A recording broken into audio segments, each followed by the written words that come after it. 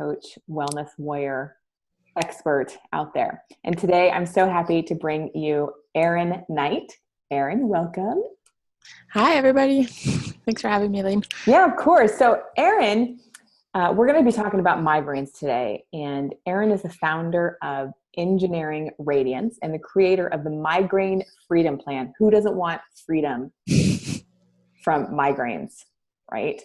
It's a 4-step process to get to the root cause of your migraine and really get your life back again. So I'm really happy to have you here, Erin. And before we start, I want to know, I'm curious, like, how did you get into this world? Good question. So my first experience with migraines was actually as a little kid watching my mom suffer with migraines. Mm-hmm. I remember going on this family vacation, just one of many times this happened, but we traveled to Spain, and my dad and my sister and I were excited to go out and look at the art and the architecture and everything like that, but we felt so bad that my mom had to stay back in the hotel room and just really nauseous, had to stay in the dark room and miss out for a couple of days of the whole experience. And if you ask anybody in my family what I was like as a little kid, I was always running up to anybody, like aunts and uncles, grandma, coming into the house. I'd run up to them with my Fisher Price stethoscope and want to give them a checkup. So I was like, I was even a toddler. I was drawn to wanting to help people. So here I was, this little girl that wanted to help everybody feel better, and I couldn't do anything for my mom when she was like that. You know, it was so frustrating, A, to miss out on that time with her, and then B, to just not be able to help her. And I think that left a really big impression on me growing up. And later on, I started to have chronic headaches too as a teenager. Eventually migraines as well. And had grown up just not really thinking there was much that you could do about it. You take some painkillers, you avoid your triggers. I tried an elimination diet on the advice of my doctor, which was kind of a disaster. We can talk about that later maybe. But I tried different medications and things that, the advice at the time to balance your hormones was to try birth control. Obviously, why wouldn't that work? So I was on that for a long time to try to minimize those menstrual migraines, and nothing really worked. I just tried to learn how to eat on a schedule, to sleep on a schedule, and have this routine that minimized them. So I went from having them many times a week to just once in a while. So I was an engineer in big companies like L'Oreal and Amgen and things like that, doing continuous process improvement. So I wouldn't have them unless I had to give a big presentation, I had to go to a conference, those big stressful events, which is of course the worst time to have them. So so it was kind of frustrating, but I didn't feel like there was much I could do. But then I really hit a turning point in the ripe old age of around 27. So all these things came to a crashing halt because what I've learned since is that migraines, like any other symptoms like acne or digestive issues or achy joints and things like that, is your body's cry for help. And then trying to get you to pay attention to some underlying issues. So I had not been paying attention to these issues, and I was on NSAIDs, which we now know damage the gut. I was taking birth control, which we know really damages the gut. And this spiraled on to me reaching a point where I was not digesting my food. I was coming in one side, coming out the other side, instantly for a year. And I really took me a long time to figure out what was going on. And I think because of the malnutrition, I had chronic pain, and got to a point where I was saying to myself, I can't live like this. It's one thing to manage your migraine triggers, and it's definitely inconvenient, and you miss out on a lot of time with your friends and family, but this was completely unacceptable to me that doctors were telling me there's nothing I could do. And I really wanted to figure this out. I was like, heck, I'm an engineer, I solve problems. Right. Be able to figure this out. So I started to learn about functional medicine. And it really clicked for me. Again, being an engineer, functional medicine is all about addressing things at the root cause, which our listeners probably have heard about a little bit at this point. So you look at how your body systems are balanced and working together and how they should be working versus maybe running some labs and figuring out what could be off and what needs to be tweaked in your lifestyle and things like that. So this made total sense. I was just hungry to learn more. I spent tens of thousands of dollars trying out different modalities and tests and learning, taking courses and like really putting these pieces together. And then I said I was trying to solve these problems, the gut and chronic fatigue, chronic pain, and things like that. It took a while, it took a couple of years to really make a difference. But when I looked back at the other end, I realized that I was no longer sensitive to the things that had triggered migraines before. So the jet lag, the presentations, the noisy environments, the bright lights, thunderstorms. I just wasn't sensitive to triggers the way I had been. I really wasn't suffering at all with migraines anymore. I mean, I think as somebody that's prone to them, I get them again if they fall off the wagon totally or something like that. I don't think you cure migraines really, but I had built up this resilience just by working on the foundations of my health, which was amazing. And it was so freeing to not carry the burden around of worrying about, did I forget my medication at home? Right. Or am I going to go to this party and then feel awful and have to leave, or et cetera, et cetera. It's just freeing. And that's why I call it the Migraine Freedom Program, because it's one thing, again, to be free of the pain, but it's another thing to live your life the way you want to live it and not have that the thoughts about triggers anymore. Yeah. They're just so strong. So yeah, I realized nobody was talking about this, that it's even a possibility. And I felt obliged to just reverse engineer what had worked and start sharing that. Oh, I love it. I love it. So today we're going to go over a couple of, let's see, areas, right? So we're going to identify some hormonal imbalances, the hangry, and the bathtub theory, right? Yes. We're going to go through 3 points, right? That's frequently asked questions. Yeah. Okay. So I'm going to let you take it away. I'm going to be here in the background, but it's all you. Okay, cool. Okay. Just cut me off if I'm rambling. So the first thing I wanted to share with you guys today is about identifying hormone imbalances, because I think a lot of people can relate to the idea that your hormones are playing a role, especially those, like I had cyclical migraines, they'd get worse or pop up right before my period started. Very common. And so that's a good entryway to looking at root causes. And is it okay if I share my screen? Yeah, let's do it. Okay. Look good. So there's different, when I say hormones, you're probably immediately thinking about estrogen and progesterone and the sex hormones, which is a big one and easy one to test for. Often see either imbalances such as PCOS can be a role, or just low progesterone and estrogen dominance will show up on a test that I like to use called the Dutch hormone test, and we can get into more about why that's awesome. But I'm going to run you guys through a little self-check so you can get an idea of whether or not you might want to investigate some of these areas further. Another one that's common that people have problems with is if your adrenals are, let's say, off. We don't call it adrenal fatigue anymore, but if the cortisol pattern is disrupted, or maybe you have low or high DHEA, then that can mess up all the other hormone systems. And then the third one I've got here is insulin resistance, which again ties into PCOS. So I feel like maybe half of the women that I talk to have identified that they have PCOS symptoms already. So there's a big overlap with migraines.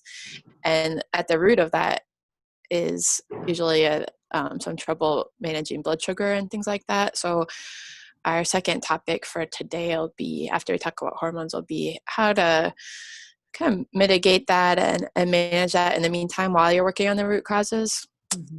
And for me, I call it hangry headaches, because for me, I used to really get hangry basically if I ate lunch even 2 hours late, or heaven forbid skipping a meal. That would be a huge trigger, almost a guaranteed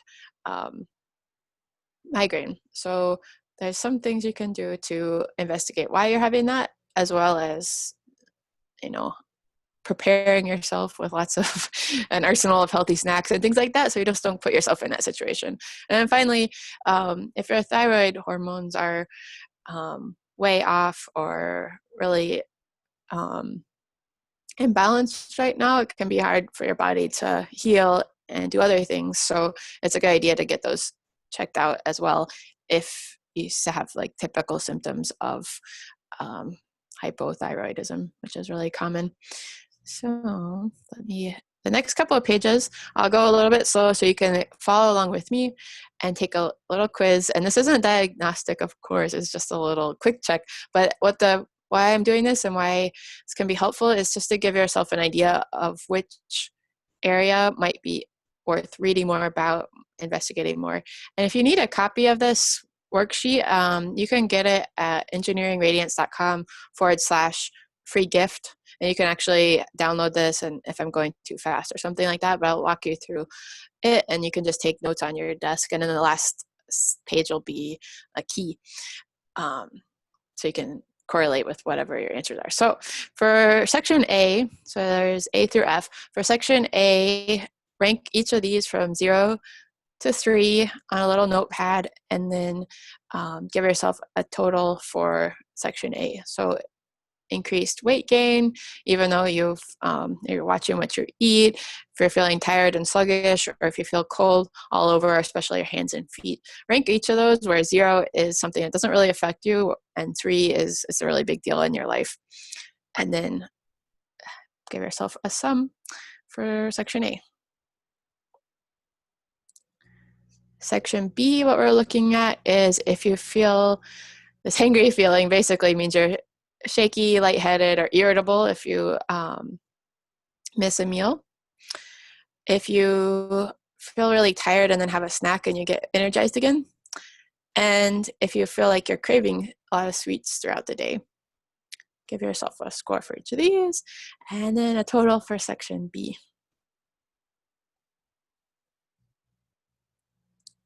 So section C is a little bit different. If you eat and you just feel like food coma after lunch, for example, feel more tired than after you ate because you're like having to digest it and things like that. If you feel like you specifically crave sweets after the meal, if you really like to have those desserts, you have a sweet tooth after you eat. If you find that you are always running to the bathroom and at the same time always thirsty, can't quite get hydrated.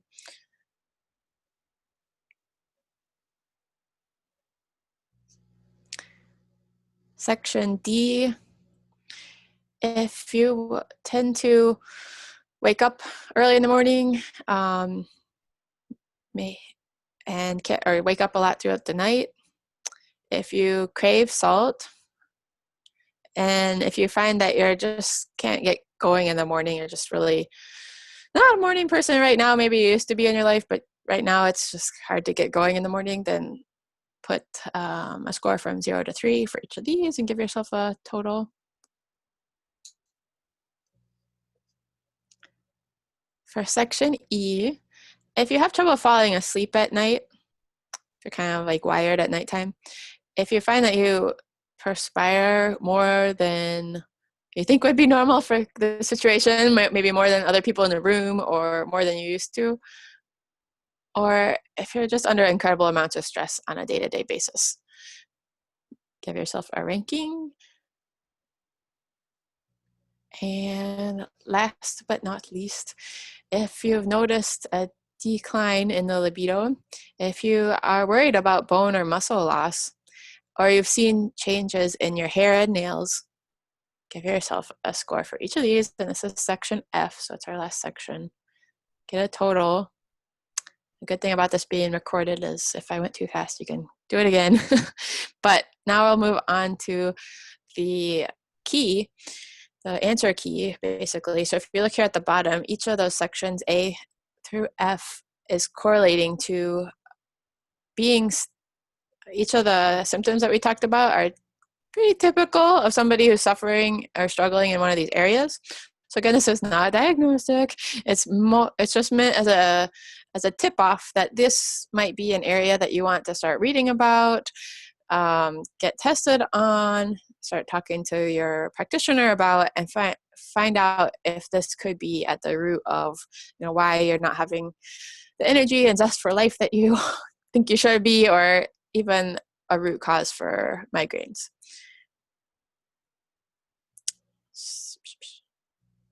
Okay. Okay, wait a minute. Yeah. Okay, so go back to that slide real quick. Ah. Sorry, wrong way. Okay, so I'm going through this myself, and Okay, good. and I'm not the one that like has the migraines, but I know it can show up differently for different people. Yeah, but so I'm just saying out loud, just to like section A, B, C, like I could have problems in all of those areas. You could, and they're Right? all interrelated. Yeah. So the cool thing about that Dutch test is we don't see information about the thyroid specifically, but we're going to get information about most of these other areas. And I was going to share with our listeners if they haven't. Are you familiar with the Dutch? I love the Dutch test. I'm pro Dutch. So go ahead and talk about it. What I think is cool, and what I learned about when I did my functional diagnostic nutrition program, we were still doing salivary hormone testing at the time, which is useful. It's definitely better than blood. You get cortisol patterns, and there's been a lot of education on that, historically, because it's been around for a while. But the Dutch test is a little bit newer, and it's kind of blown up in the last year or two, from what I can see, and is taking over as like the new favorite from all the practitioners, because you get so much more information about how your body is processing hormones. So not just what's floating around today, Right. but you can pick up on things such as there's one marker that tells you if your kind of hormonal imbalances are more likely due to inflammation in the body or more likely to due to emotional stress. So then that gives you some action about what you can do about it. It also is really helpful for picking up on PCOS type of issues, whereas, I'm not a licensed practitioner, so I certainly don't diagnose that as a disease, but it's helpful to know if that's the underlying pattern for somebody, because previously when we did salivary testing, we might see a hormone called DHEA be low and have the urge to help supply the precursors, hormone precursors, to let the body rebuild. But if somebody is having a pattern where they take that DHEA and send it down a more androgenic route, that's going to be a disaster. That's actually going to cause more symptoms.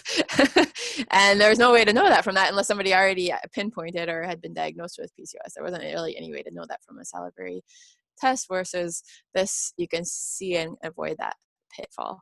So it's pretty powerful. And then the other one I really, that stands out from that is you can figure out a little bit about your body's phase 2 detox and its ability to sulfate the DHEA that you wouldn't really know otherwise. So you're testing your hormones, but you're also getting these clues into other things like detox, inflammation, and then even gut health with the melatonin. So it's common to see another hormone called melatonin that we need for, we know it as our sleep hormone, but it's also protective and has some antioxidant benefits and things like that. So if we see that low, we know that 80% of it's made in the gut. So you might suspect that something's off in the gut, or a lot of other hormones are made also. So, you get so much from one test.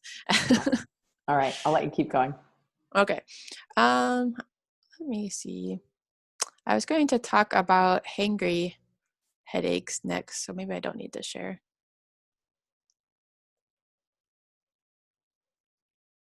All right. So have you? You're back. Okay. I was like trying to not share something. So if you're the kind of person that gets headaches, if you skip a meal, it's good to just identify that as a trigger and start being really proactive about not putting yourself in that situation. And one thing you can do is try to avoid, really just never do this where you just have a piece of fruit for a snack. I mean, we all know fruits are healthy and have lots of nutrition benefits and things like that. So I used to just maybe have like an orange or something like that for a snack. But the problem is that'll spike your blood sugar, and then it crashes back down really hard. And it kind of sets you up for this repeating cycle of unstable blood sugar. So what you can do instead, if you're going to have some fruit, make sure you pair it with something that has healthy fats like avocados or olive oil or olives or grass-fed jerky or those they have all these paleo sticks now. I ate a lot of sardines. I'm just trying to give you some ideas of foods that work pretty well on the go, or you can keep at your office or have with you when you travel. So you're always prepared and you don't have to put yourself in that situation. So things to avoid having alone, examples would be the fruits, maybe just a smoothie if it doesn't have fats in it, or juice, or granola bars, or cookies, heaven forbid, those kinds of things that have a lot of either processed refined flours or just carbs or sugar heavy are gonna cause issues if you don't balance it out with something else. So really emphasize having a stash of healthy fats. And maybe I should share, I have a blog with like a bunch of ideas, if that'd be helpful for that would be you to good. share. Can Yeah. I put that on like a comment, or we'll put whenever that you in. post this, we'll put that there. So yeah, I used to have like a grocery store in my office, basically. Wow. It's just like a cabinet of things, because we get busy. And before you know it, you're just reaching for something, or your friend shares some crackers or something like that, and you don't even think about it anymore. So be a Girl Scout, be prepared for every possible situation, and that will avoid a lot of those hangry headaches. And then also questioning why your blood sugar is so prone to being unstable in the first place, because you may notice that you're having more problems than like average or than other people. And some reasons for that could be that your liver's working overtime to detox environmental toxins, or maybe there's a buildup if you have some detox challenges. So you can look into that with a functional practitioner and look at let's say a genetic test and organic acids test to see if there's any pathways that need to be supported. Looking, of course, you want to clean up the environmental toxins in your environment. You probably had other guests on here, Lane, to talk about that, but you'd be surprised how much that ties in to blood sugar balance, and then in turn causing headaches. It's just having less of a load on your liver. What's so interesting is just how delicate the body is, right? The body, brain, the gut connection, and how we for years, just eat Cheetos, right? And then all of a sudden we wake up one day and we're like, I'm broken, right? Yeah. Kind of detangling and going through a massive detox and trying to sort out a menu that you can eat. And it's really, we're just sensitive little souls. Yeah. We need to take care of ourselves. Take care of ourselves. Watching, supporting the adrenals can be helpful depending on where you're at. Like, I mean, I still drink coffee now, but there's a time when I couldn't handle coffee because I would get withdrawal headaches really bad if I was having it, but now I'm fine again. But I still notice, like, if I just have coffee on an empty stomach, that'll be another thing that kind of drives up your cortisol, which makes your body think it's in flight mode and releases like a rush of gets glucose to just kind of activate all your systems and be able to respond to that hypothetical tiger that's chasing you. And that sets you up for that roller coaster again. So kind of watching the caffeine intake, maybe balancing it with some healthy fats like the butter or bulletproof coffee, or blending coconut oil in your coffee helps a little bit. I try not to drink, just have plain coffee in the morning and nothing else. I feel like it sets me up for a blood sugar roller coaster for that day. Back to the adrenals. As long as your adrenals are off or having trouble, it'll be harder for your body to manage your blood sugar. So just kind of being aware of that and being kind to yourself is something good to know, because intermittent fasting is so trendy. You might see your office mate skipping lunch and they're just fine, but you do that and you're miserable the rest of the day. Don't push yourself for that. Yeah, I just want to speak to that for a minute, because I get so upset about ladies in particular, right? Thinking, that they can go without breakfast and without lunch. And Yeah. hormonally, our bodies are just not set up for 16, 18-hour fast.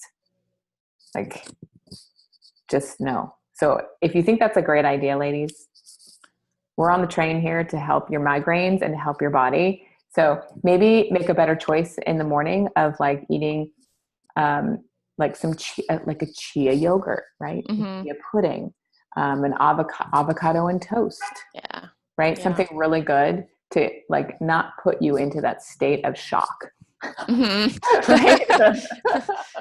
Yeah, I mean, you might see other people that are being successful, even other women that have been successful with fasting and ketosis and everything like that. But the mere fact that you're getting migraines and headaches still means that you're just not there yet. No. I wouldn't mess with it. I'd say, good for you. Yeah. I'm going to eat breakfast. You're so my 4-step program, the third step is healing, which is just setting the stage right now to heal your body. The PCOS diva, I like that she says, like, be a diva about yourself for this phase in your life. And that includes eating meals and eating when you're hungry, but at the same time, being conscious of don't eat even something healthy like fruit or a juice or something like that. Don't eat that by itself because that'll. So hopefully that's not too complicated. It all boils down to eating whole foods and incorporating healthy fats and proteins with every meal. That's all that I'm saying at the end of the day. Right. I love it. I love it. Love it. What else do we have here? What else do we have? I think I was going to talk about the bathtub theory. I guess I could show a picture since we have the screen share. Yeah. Let me pull it up really quick. Chrome. Okay, shameless reason to show my website. No. Let's see, bathtub theory. I just like it better with the pictures.